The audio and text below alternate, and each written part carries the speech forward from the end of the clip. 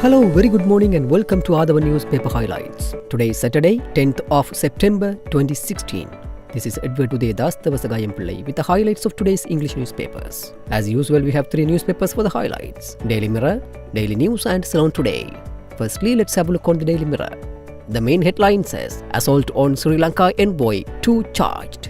2 men were produced in the Sessions Court in Sepang yesterday on charges of rioting and injuring Sri Lanka's High Commissioner in Malaysia, Ibrahim Sahib Ansar, last Sunday. Sri Lankan Airlines says pilots with vested interests on work to rule. Sri Lankan Airlines in a statement said yesterday the Work to Rule campaign launched by pilots appeared to be an irresponsible action by a small group of individuals with vested interests. Tobacco and cigarette, Finance Ministry officials blocking 90% tax. Health Minister Rajitha Senaratne said yesterday certain officials in the Finance Ministry were sabotaging government efforts to control the use of tobacco and cigarettes through the cabinet proposal to impose a 90% tax on tobacco and cigarettes. Wasim Tajuddin's body parts. Ex-Chief JMO requests Supreme Court to prevent his arrest. The Supreme Court yesterday fixed to be mentioned on September 23 the fundamental rights petition filed by Colombo's former JMO Ananda Samarasegara requesting court to prevent his arrest in connection with the loss of Wasim Tajuddin's body parts. Indian arrested at the BIA with heroin worth 10 million rupees.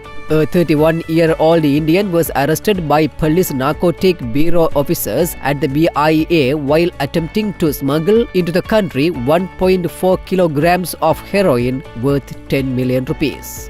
Probe on ex-IGP Balasuriya. The Presidential Commission of Inquiry to investigate and inquire into serious acts of fraud, corruption and abuse of power, state resources and privileges has begun an investigation against former IGP Mahinda Balasuriya for abuse of power in providing police security to 8 members of People's Freedom Front. Secondly, let's move to Daily News. The main headline says, Tissa indicted for allegedly displaying fraudulent document to media. The Attorney General yesterday filed indictments in the Colombo High Court against former UNP General Secretary Disa Athanayake for displaying a fraudulent document to the media during the last presidential election for the purpose of affecting the result of then common candidate Maithripala Sirisena. The Attorney General alleged that Disa Athanayake had publicly announced on December 22, 2014 that there was a secret agreement between the then common opposition candidate Maithripala Sirisena and UNP leader Ranil Wickremesinghe.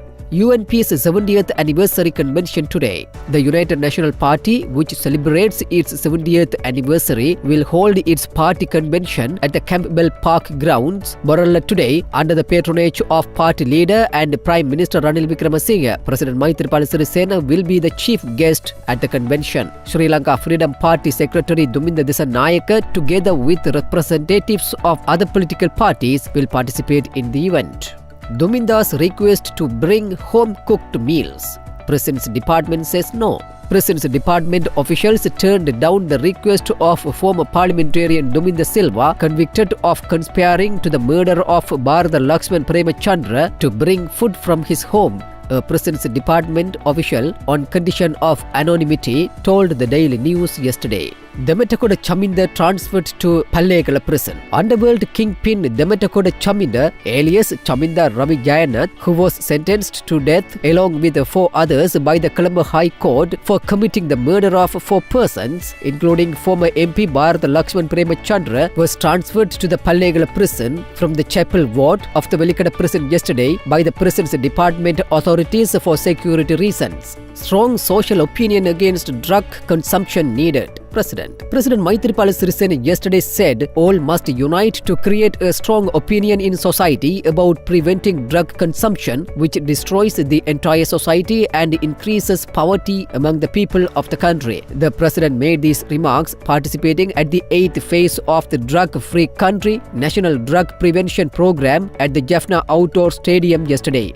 Finally, let's move to Ceylon today. The main headline says, firearm cache unearthed in Martale. A cache of over 100 vintage firearms was unearthed yesterday from a construction site at the Martale District Administrative Complex. The discovery was made during excavation work to build a new building complex. The workers have immediately brought the discovery to the attention of the Martale police. The firearm cache included shotguns and black powder muzzle-loader guns.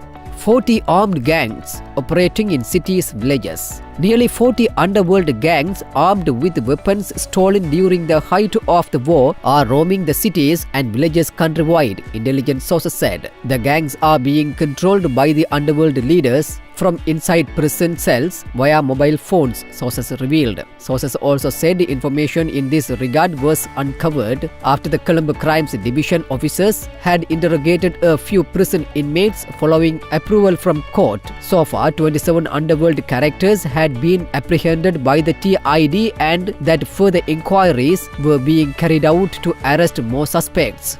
PM moves Paris Agreement ratification. Prime Minister Ranil Wickremesinghe yesterday moved the ratification of the Paris Agreement on the United Nations Framework Convention on Climate Change while stating that the government was committed to green sustainable development in accordance with the Maithripala Nayak election manifesto. With that, let's come to an end of today's paper highlights. We will come with more news tomorrow morning. Thanks for listening to Athavan Newspaper Highlights.